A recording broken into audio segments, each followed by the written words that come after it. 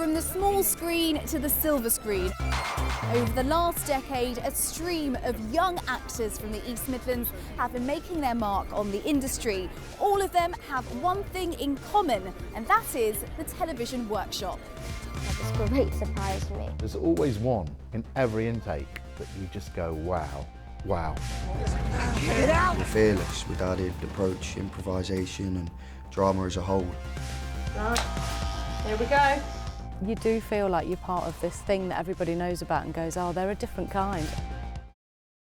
Once the poppies are moulded into place and are ready to be set, they're brought over to this side of the factory where there are 3 kilns. Now this kiln is heated to about 1,180 degrees Celsius. The poppies are then taken out, they'll then be glazed, and at the moment they're producing around 30,000 poppies every week. Good afternoon, Angelina. Yes, they have been very busy. In fact, this is a rare moment of calm and quiet in the moat because we're in between the morning volunteer shift and the afternoon. But as you said, hundreds have been here planting a poppy. In fact, they want to get all the poppies planted by Remembrance Day.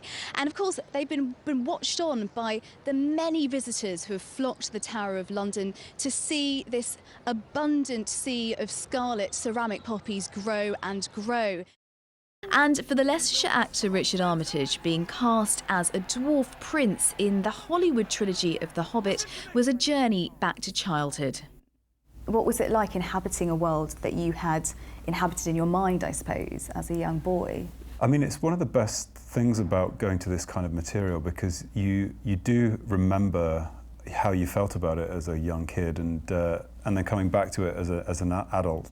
You have to kind of tap into the imagination that you had when you were young.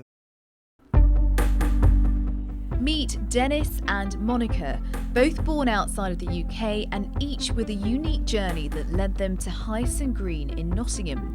They and others are the subject of an exhibition at the New Art Exchange that explores the stories behind the faces. So you've got people from all walks of life, so all over Africa, all over the Middle East, all over Eastern Europe. The photographer Mahtab Hussain spent 5 months on the streets in and around Hyson Green.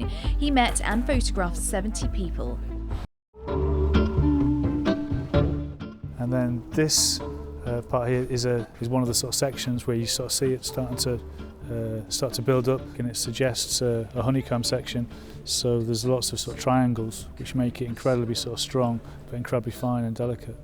There's a long tradition of world expos, and one of the most famous was in 1851, the Great Exhibition, which saw the construction of Crystal Palace. Back then it was about a nation showing off its industrial might, but now it's about trade links, tourism, and showcasing the work of artists like Wolfgang.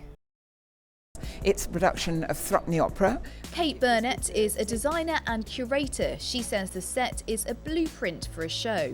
They start to make little white card models, always with a figure so you can see the scale, and actually build up from there. They get lots of reference, they create storyboards. If you go to see a show, you see the set, you see the costumes, but you don't know how they came about. You don't know what the ideas were behind them or the artwork.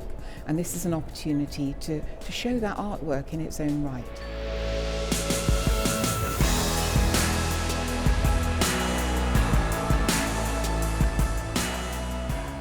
And it's not just about big-scale productions, it's also about showing the range of theatre design.